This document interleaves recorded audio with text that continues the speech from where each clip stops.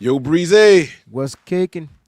the world continues to spin and the 49ers news continues to come at us at a hot clip, man. We're going to talk about all of that, plus some of that presser that we saw from John and Kyle, some updates, some player news.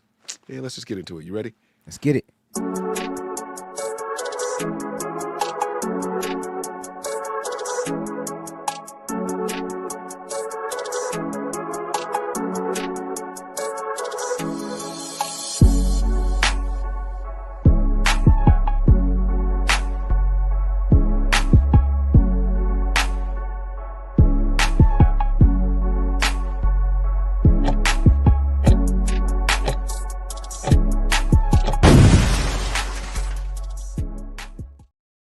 Yeah. What is going on, faithfuls? It's your boys Mike and Wayne. We are back to bring you guys another fun episode of No Harm, No Foul, man. Let's go ahead and get into it, man. Wayne, Yeah, gotta start all the time the same way, man. Gotta do a check.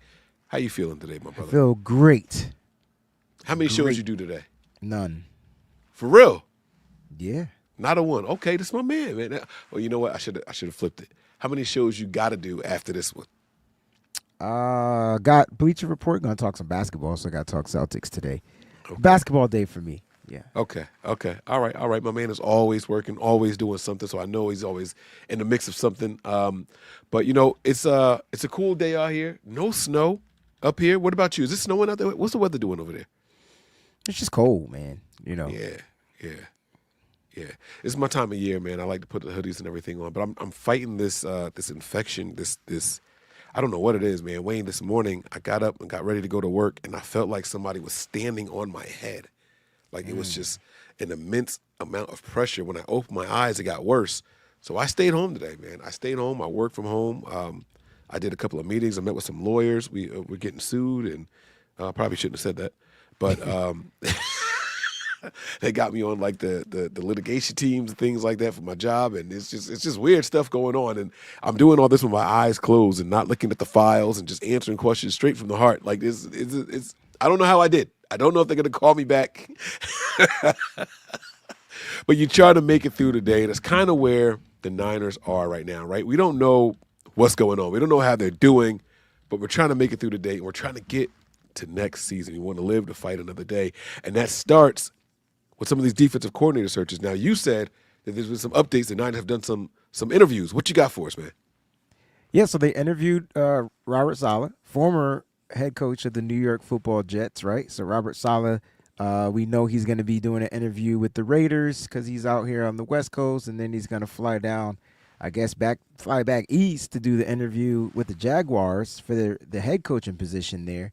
So, you know, that's a good thing. And then they also interviewed defensive backs coach and defensive passing game specialist, Deshae Townsend from the Detroit Lions. So, you know, they got some guys coming on up in here, man. So they're gonna, you know, it's not just Brandon Staley. Like I think he will be the guy that they interview by default.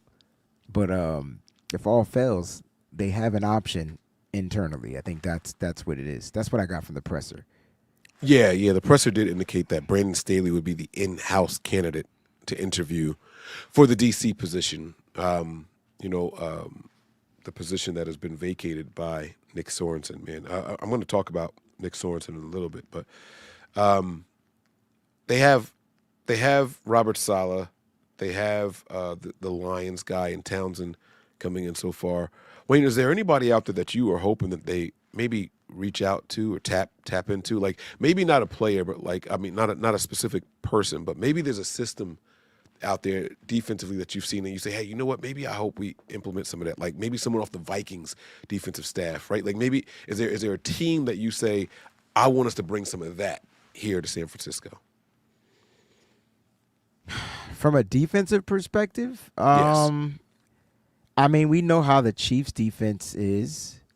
But see, the Chiefs defense, the Vikings defense, I feel like those guys get after the ball.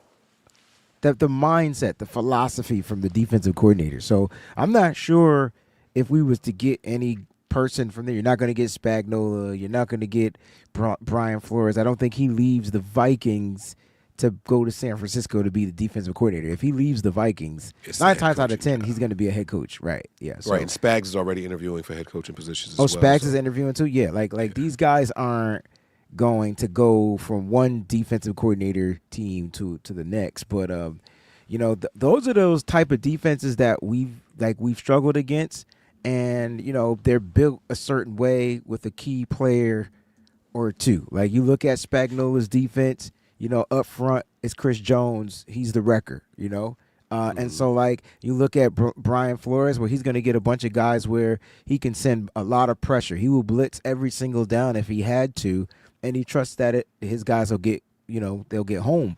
But those mindsets from those two guys. You know what I'm saying? You look at the Detroit Lions defense. When they had Aiden Hutchinson, they were definitely a little bit more top tier. They lost Aiden Hutchinson. They lost a couple of other people as well on their IR. They got a lot of defensive players on the IR. But, you're looking at their defensive backs coordinator, and you're looking at their defensive pass game specialist, the guy that focuses on the defensive, stopping the passing game on the offensive side, right? So, I mean, he's coming from that cloth. Like, who is he? Like, what would he bring? What would his mindset be? What would his philosophy be? I mean, that's a lot, But I there's guys that I feel like will be great here. Like, you know what I mean? I talked about Jeff Albrecht, Dennis Allen. Oh, The, oh, oh, hold up. Dennis Allen, hold on now. Now we got a little something here now. Okay, hold up. Where'd it go? I just clicked the message and it's not on the screen now. My bad. But Javier Reyes says, can Dennis Allen, yeah, maybe absolutely. why not? So, Wayne, I know you're talking about him here. For those of you guys who may not remember, he's a former head coach of the New Saints. Orleans Saints, and he was previously the head coach of the Raiders before, but he was also the defensive coordinator for the Saints and defensive coordinator for the Broncos in 2011. Some actually pretty tough, pretty stubborn defenses while he was the defensive coordinator of those teams. What are your thoughts on Allen, and why is he someone that you may be entertaining? I like Allen because Allen is, he comes from that old school kind of cloth, like, you know what I mean? And if he gets his specific player, like a specific, he's gonna fulfill to me that secondary position, and I think that's where we go out and we find that true. Either he's gonna come in here and be able to develop the safeties that we have, or he goes out there and he gets that wild card safety, something that the Saints have had during their tenure when he was there and stuff like that. So I like Dennis Allen, man. I don't fault. A lot of people fault coordinators and head from their head coaching experience. I don't. I have once you become a head coach, all that coordinating stuff kind of goes out the window to me. It's a whole nother bag you're trying to take on. Head coaching, managing players, egos, all that type of stuff. Never mind the other stuff that goes into head coaching. So when you don't have a quarterback, it's kind of rough. So I like Dennis Allen. I think he can come in here and definitely kind of like at least get this defense and whip it into shape. Another older school guy like Gus Edwards. He's always been a top defensive coordinator in the NFL. Not a really good head coach, but some guys just know how to coach positions. Like, you know what I mean? They know how to Hmm. coach their when you simplify stuff and you only got to focus on one portion of the game, some guys are better at that, and I think those two guys will be that. What's interesting about Dennis Allen is that his specialty, obviously, is on the defensive side of the ball, but more when you zoom in a little bit more, it's the secondary. That's And right. not for nothing, I've been saying for the last maybe 3 or 4 seasons, the 49ers secondary has been the strength of the defense. I know that we think Nick Did I say Bosa. Gus Edwards? You said yeah, I meant Gus Bradley. My bad. Gus Bradley. Oh, Gus okay. Edwards is the running back The running from back, yeah. from the Chargers, who's I think is hurt But going into the playoffs. with Allen, it's like he would actually come in and get to play with the strength of this team as far as the corners, right? And like you said, he would be able to hyper focus on those safeties and then let everybody else play off of what that secondary could actually do. Because even though we weren't happy with how the safeties looked this season, I still think that the secondary was the strength of the team, the defense, I should say, and not the linebackers, not the defensive line. I think it was a secondary that seemed to be the strength. So giving him that to work with would be something positive. So I do like the Dennis Allen suggestion there, Wayne. So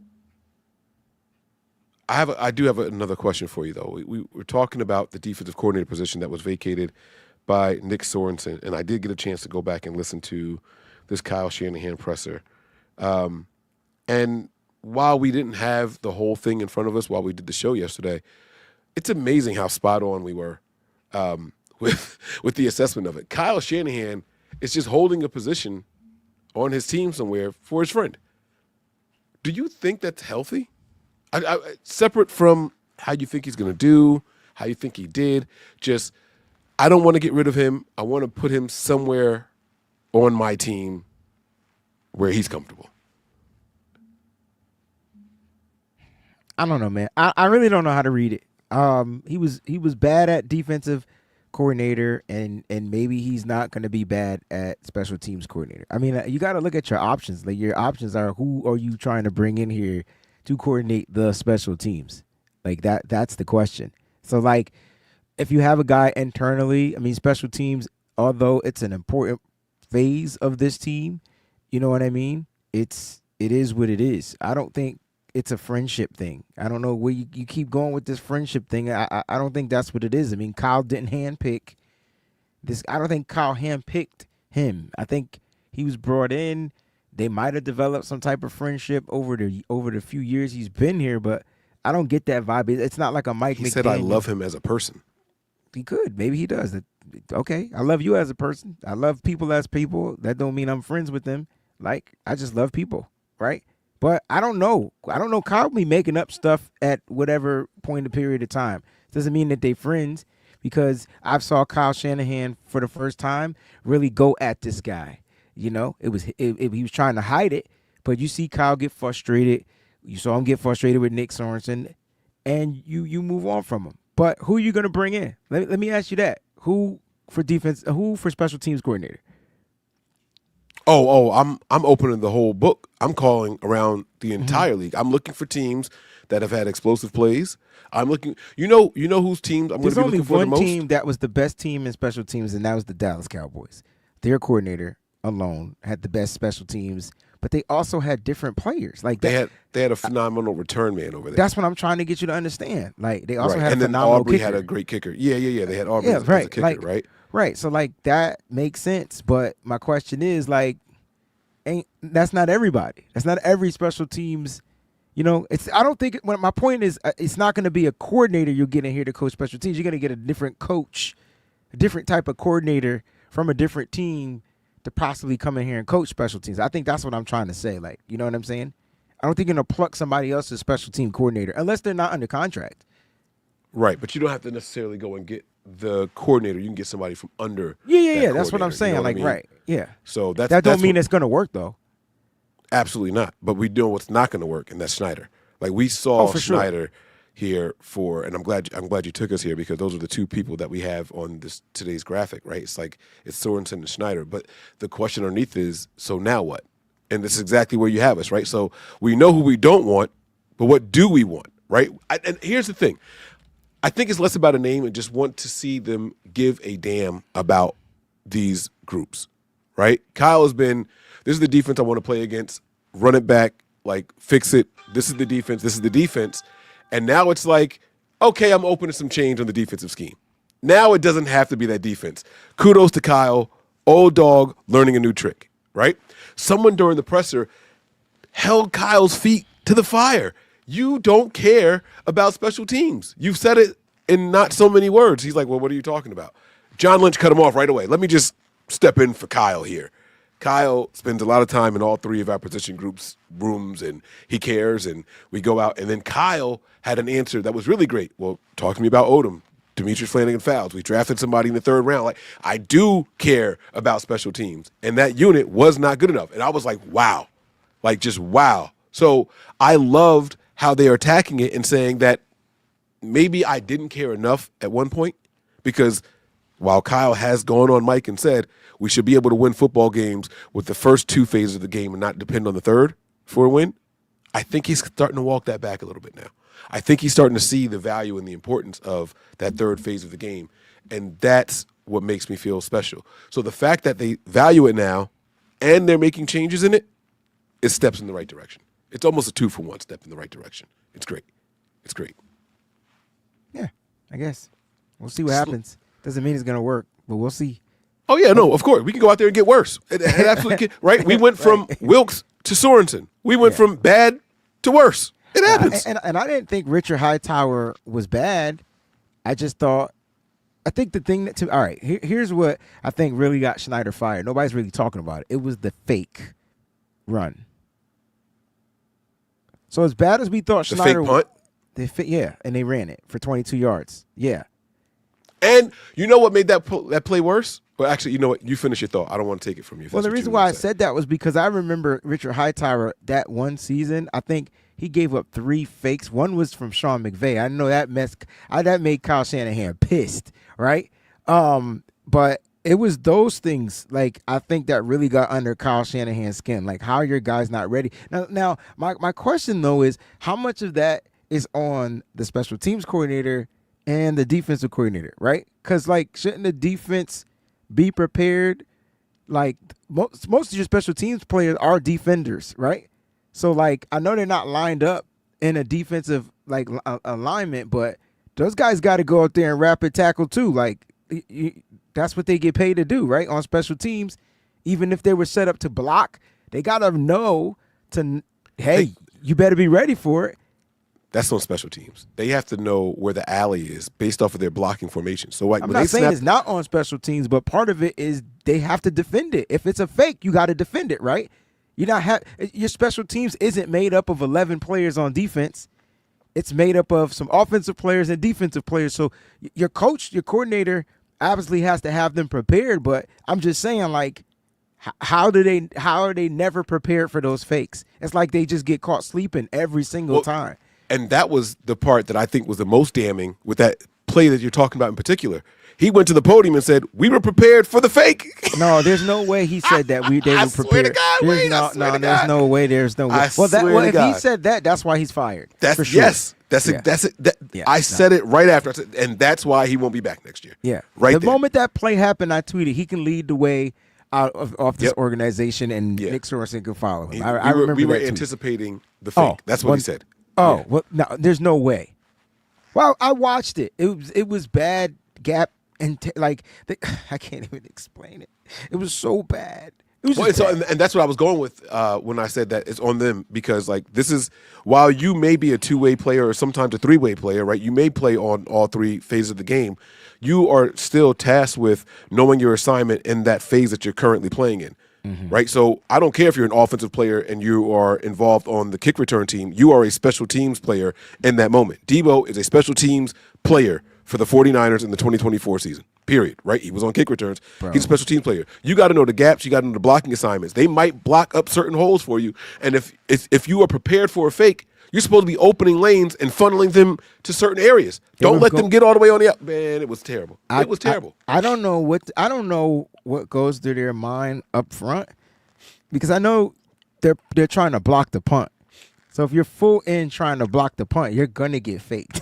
Like, you know what I'm saying? But there's supposed to be certain key positions that are prepared for the fake. So if my front is going in for the block, you need to be ready and aware if they fake run this or if they fake throw this, right? Like they like that. That's the issue. Richard Hightower, I'm telling you, is the reason why he got fired was that. I don't think that's ever happened on the Bears. Yeah, I really think, because that's who he coaches for now. I don't talking about Hightower. I thought you were talking about Schneider this whole time. The reason why I said this is because I don't think I just feel like when it comes to the 49ers, Joe, cats will do anything to make us look stupid. Like anything. I don't think Hightower has been tested, or maybe he learned from his tenure with the Niners. But Brian Schneider was terrible, bro. He was terrible from the jump, bro. We couldn't return a ball for 1 yard. 3 seasons. Our return game was terrible, bro. I thought it was Richie James. It got worse when Richie James left, and he was bad. People were calling for Richie James to come back. We wanted Trent Taylor to come back and be a punt man. All right, don't get me. All right, that's fine. Slick68, thank you for the super chat here. Where's it at? He says, hope Kyle doesn't make Sorensen the new special teams coach. Bring in a great special teams coach. And this is kind of what we're talking about. It's like, what does that look like? Is it players? Is it scheme? Is it a combination of both? right? And that's kind of what we're looking at here. And to Kyle's point, they did invest in special teams heavily. They drafted special teams kickers and punters and extended guys, and they went out and got Odom, and they got DFF, and that was Kyle's answer. Like, I did try to put something into it, right? But Snyder said when he first got here, Wayne, he said it. He was like, hey, listen, man. They were like, what players do you want the team to keep when they go to do the breakdown from the 90-man roster? He was like, I think I might get to pick one or two players, and then everybody else is who they give me. I remember that. He said it. So, Kyle, don't sit there and make it sound like he's got 7 guys to choose from then. Well, he doesn't have – that's not fair to say, though, because he's going to get the brunt of the guys who are not going to make the team, right? Like, who are not going to be startings. That's what I meant. They're going to make the team. Obviously, he's got to deal with the 53 players, but he doesn't get to go out and pick.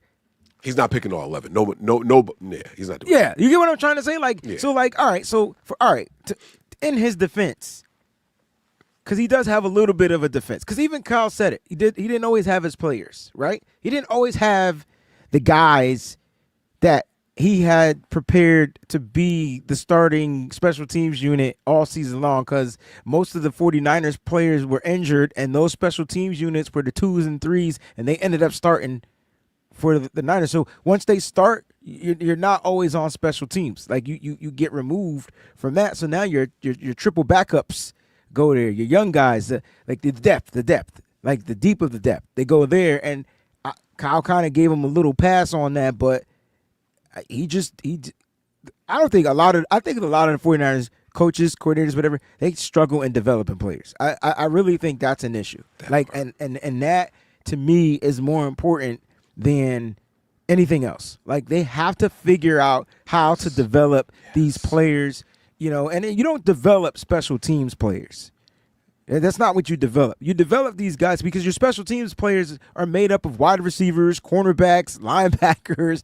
Like, it's made up of those positions. So the only players you need to hit right on special teams, if you're a special teams coordinator, the 2 players he's talking about that he get to pick, Mike, the punter and the kicker.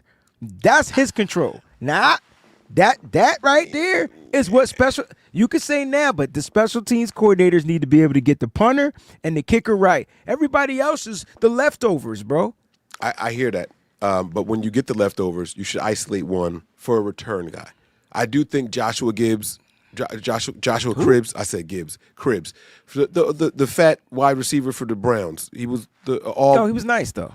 All pro return, right? But so, like, he was a terrible wide receiver his entire tenure here, right? I understand, but he was honed his skills. But he was still a wide receiver. Yes, but he honed his skills and because earned his bones. Because he knew how to make people miss as a special teams player. He couldn't do it as a wide receiver at all. He couldn't get open. No. And so we've seen tendencies where it's just like, you're missing my point. We don't have those guys. Is what I'm saying. You don't draft a player just to be a return guy. But that's wrong. Teams do that. No, they don't. They draft players to be wide receivers. They draft players to be this. They might have return specialists in their ability, but they're hoping those players develop into running backs, wide receivers. Oh, I see what you're saying. I disagree. I think that players have been drafted for their return ability, period.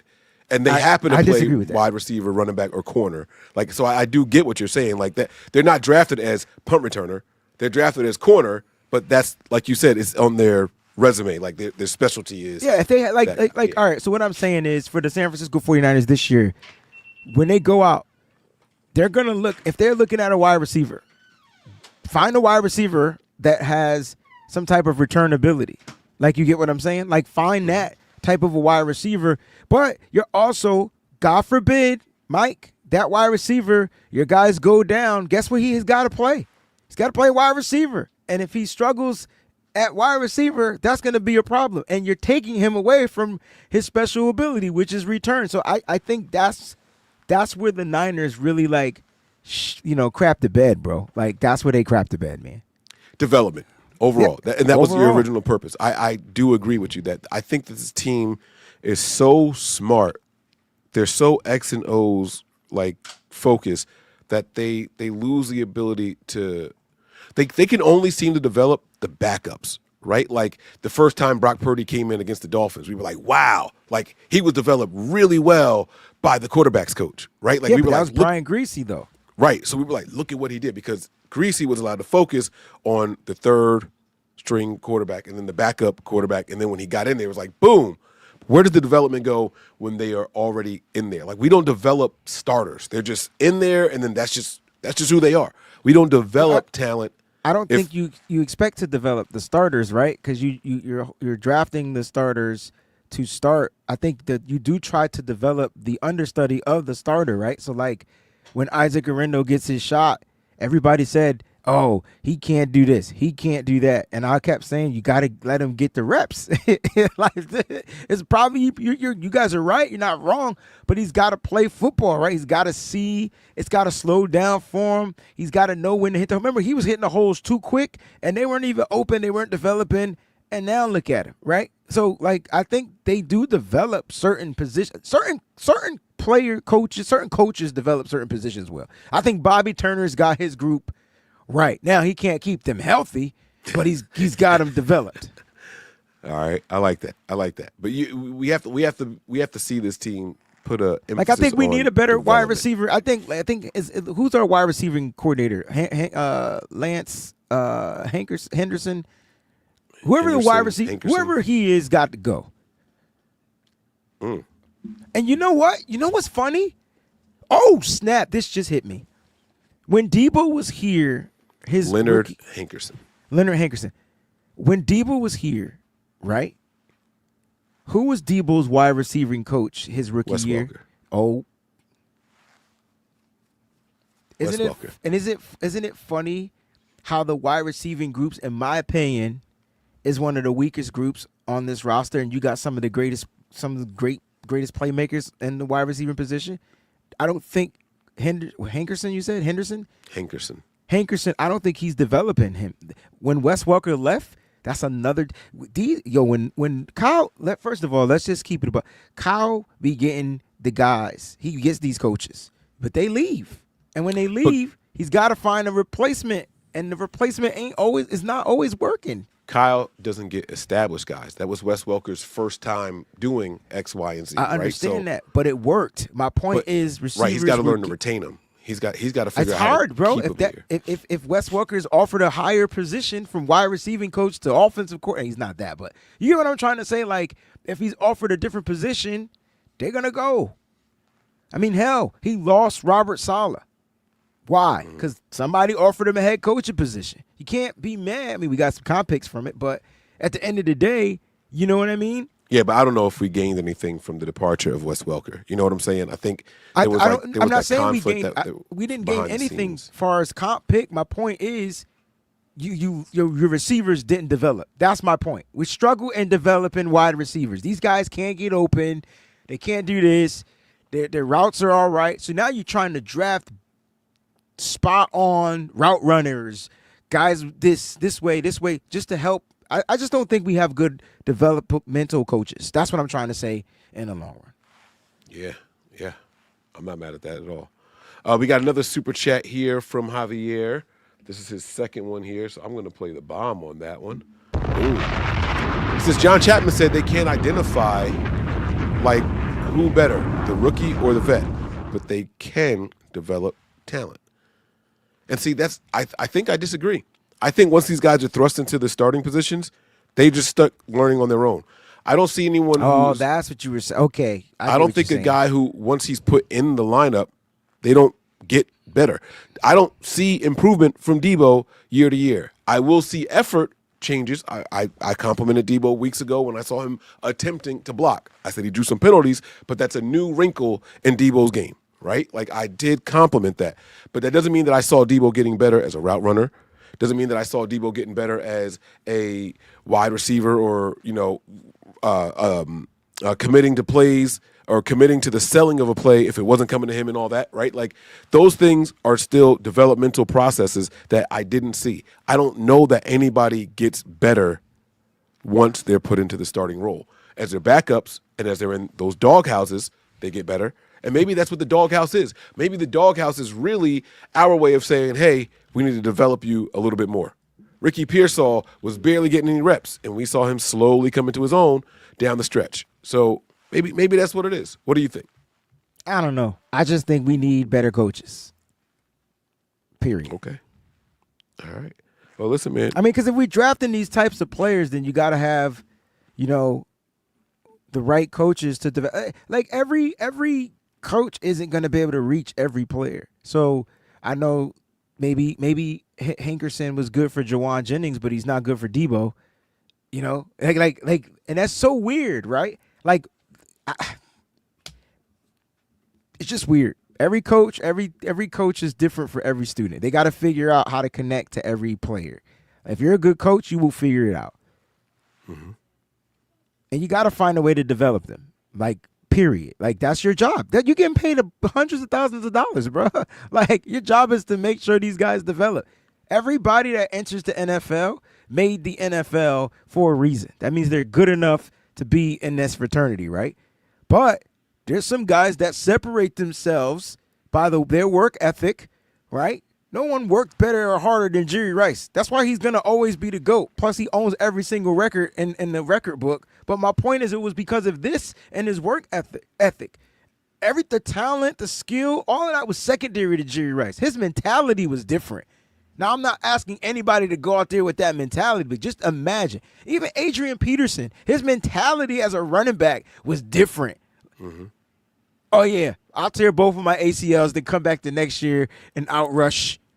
I hold the rushing record. Yeah, give me that. Bruh. The whole thing. Bruh. Like, and so, like, when you look at these players, you're drafting kids. The question is, which of these kids are going to have that mentality not to depend on the coach to get better. Have the desire to get better. Yeah, Jerry Rice, these guys we talking about, they didn't care about they listened to the coach. When the coach presented something, they probably did what they needed to do, but them cats was working. With NILs, and they already making money, I know, it's only going to get harder. I know. It's only going to get harder. I know, it's hard to reach the kids. They already coming in as millionaires. I already know.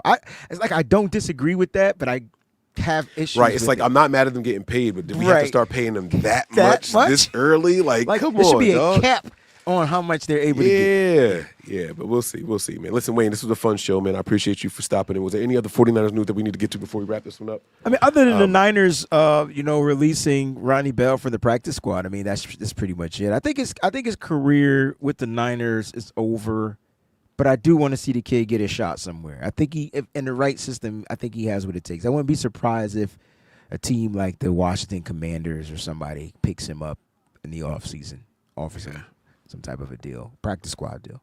We'll see what happens. I mean, look, here's what'll happen, right? He'll latch on somewhere against the team that the Niners play. Yep. He's going to have a big catch against the Niners. It might not be a bunch of catches, but he'll have one big catch. It won't be a drop, right? Right, and everyone's going to be like, we should have held on to Ronnie.